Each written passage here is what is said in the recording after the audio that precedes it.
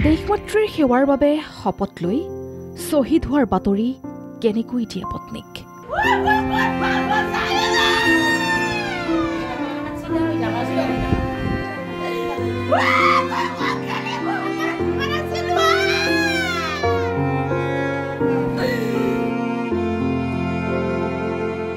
পুৱাই চিনাকি ফোন নম্বৰটোৰ পৰিৱৰ্তে আহিল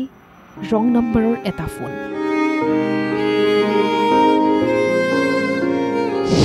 ফোনটো গৈছিল নুনমাটি হেডকোৱাৰ্টাৰৰ পৰা ফোন কৰি বিচাৰিলে সেনা জোৱান নাছিৰ উদ্দিনৰ বৰপুত্ৰক মণিপুৰৰ পৰা ফোন কৰিছিল দেউতাৰ লগৰে তাৰে হেডকোৱাৰ্টাৰৰ পৰা ফোন কৰি জনাইছিল যে তোমাৰ দেউতা শ্বহীদ হৈছে এনেকৈ ৰাতি উগ্ৰপন্থী সোমাই কিনে গুলীচালনা কৰিছিল পত্নীয়ে ভবাই নাছিল হেডকোৱাৰ্টাৰৰ পৰা আহিব এটা বেয়া খবৰ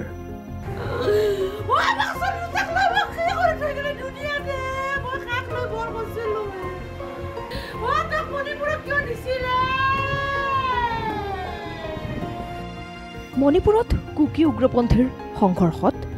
শ্বহীদ অসম সন্তান নাছিৰ উদ্দিন চৰকাৰ গণতন্ত্ৰৰ সুৰক্ষাৰ স্বাৰ্থত গৈ শ্বহীদ হ'ব লগা হ'ল বৰপেটা ভেল্লাৰ নাছিৰ উদ্দিন চৰকাৰ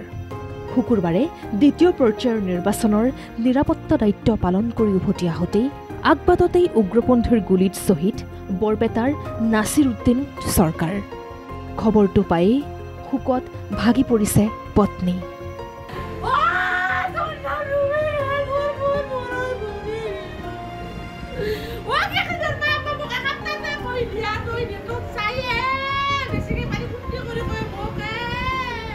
গুৱাহাটী হেডকোৱাৰ্টাৰৰ পৰা ফোনযোগে জনোৱা হ'ল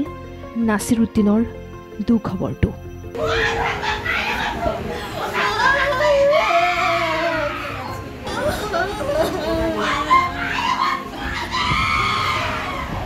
বীৰ সেনা জোৱান নাছিৰ উদ্দিনৰ দুখবৰটো পোৱাৰ পিছতেই মুখ্যমন্ত্ৰী ডক্টৰ হিমন্ত বিশ্ব শৰ্মাই দুখ প্ৰকাশ কৰাৰ লগতে দুৰ্ভগীয়া পৰিয়ালটোক সহায় কৰাৰ আশ্বাস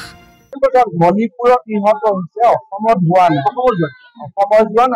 আমি তেওঁলোকৰ পূৰ্ণ আত্মালৈ শ্ৰদ্ধা জনাইছো চৰকাৰে যিমান পাৰে আমি তেখেতসকলক সহায় মণিপুৰৰ কুকি উগ্ৰপন্থী সংঘৰ্ষত শ্বহীদ হোৱা সেনা জোৱানৰ লগতে সমগ্ৰ ঘটনা সন্দৰ্ভত নিৰ্দেশনা দিছে মণিপুৰ প্ৰশাসনে